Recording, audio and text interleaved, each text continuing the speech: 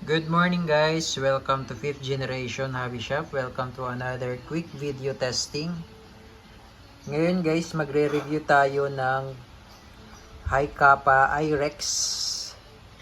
This is the IREX 6.0 by WE Gas Blowback Airsoft Pistol. Ayan siya guys, 6.0. So mas mahaba siya compared to T-Rex.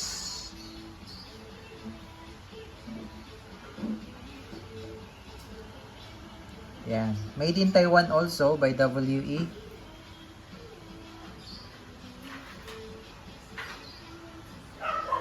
Yan. Again, this is the IREX. So, pakita ko lang sa inyo yung box niya.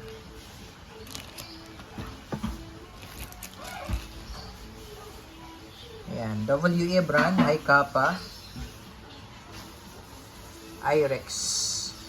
Gas blowback. Yan. Silver slide, di pala siya silver slide. Silver barrel, black slide. Ayan, made in Taiwan. All black po siya. Ayan. Meron na rin siyang magwell, stapled grip.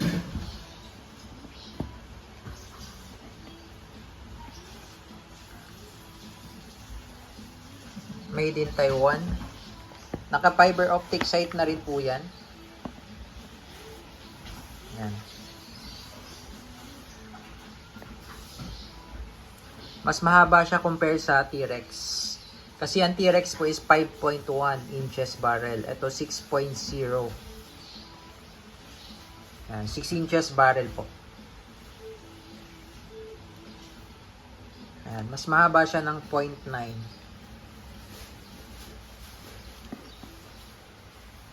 Naka fiber optic sight na rin. Tapos, ambidextrous manual safety.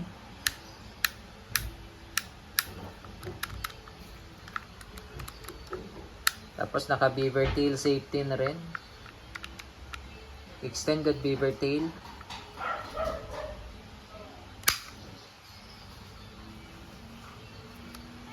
Yan. So, kakalasin natin guys yung slide para makita nyo yung meron kasi siyang extension sa loob. Yung ano niya, yung kanyang tawag nito. Okay, yung kanyang rod po, yung recoil, yung rod po niya ay same lang doon sa same size lang doon sa T-Rex. Kaya naglagay sila ng extension. So, papakita ko lang sa inyo, babaklasin ko lang yung loob, ay yung slide. I mean yung slide para makita nyo yung extension, pinaka-extension niya. Okay, so bago natin babaklasin, meron tayo ditong T-Rex. This is 5.1. Yan. Compare lang natin yung haba. So mas mahaba lang siya ng 0.9. Yan. Si IREX. IREX T-Rex. Okay, so babaklasin natin yung slide.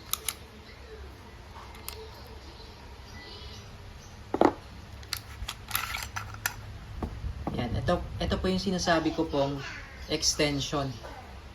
Yan.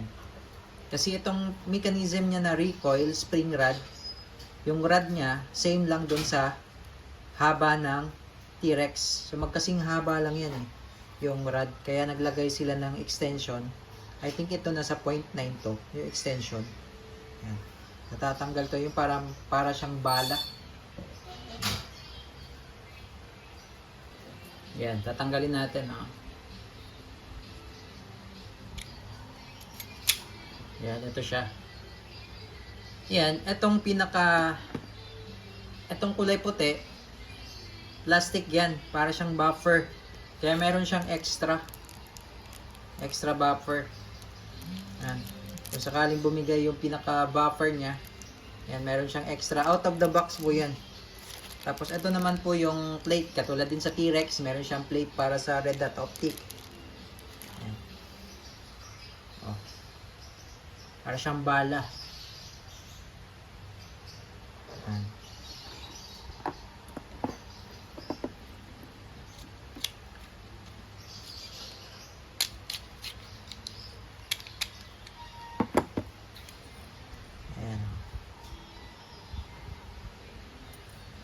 Di ba? Kaya naglagay si WE ng siguro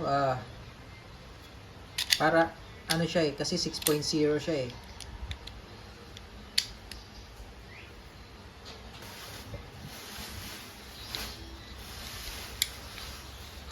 Yan, so ganyan siya. Ganyan lang yan, tsura niya. Yan. So kung titingnan natin yung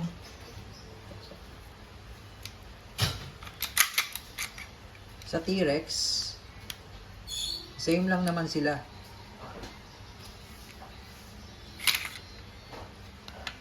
Yan o. Same lang yan sila. Oh. Same lang sila ng haba. Yan. Kaya naglagay si Win ng extension kasi 6.0 siya eh. Yan, 6.0. Same lang. So, ito hindi po ito bala guys ha. Extension lang yan. Para lang mukhang bala lang. Mukhang bala.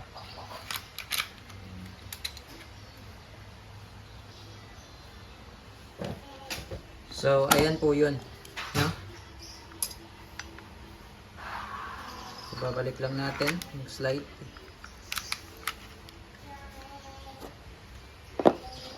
Halos same lang sila ng mechanism ni T-Rex. Yun lang naman ang pinag-iba. Yung extension. Kasi 6 inches barrel kasi siya. Mas mahaba siya. Yan. Ito po ay nasa 370 to 380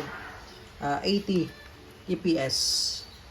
Sa T-Rex naman nasa 350, 360. Yan, medyo malakas siya ng konti kasi long barrel po siya. Yan. Ang ganda ng design niya oh.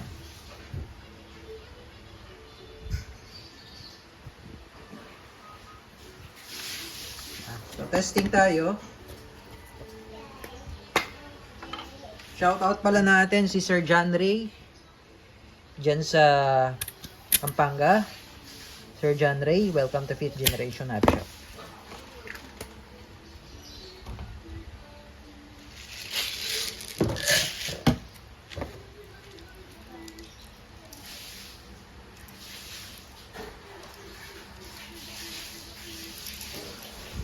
.30 rounder capacity pa rin siya. Same sa T-Rex. High Kappa T-Rex. Yan. 30 rounder capacity pa rin.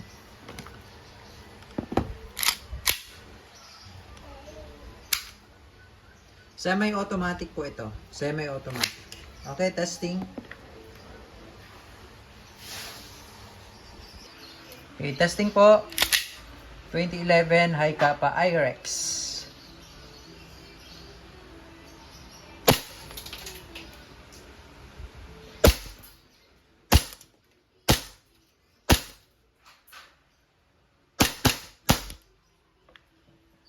Okay, so nag-open slide din siya pag wala ng bala.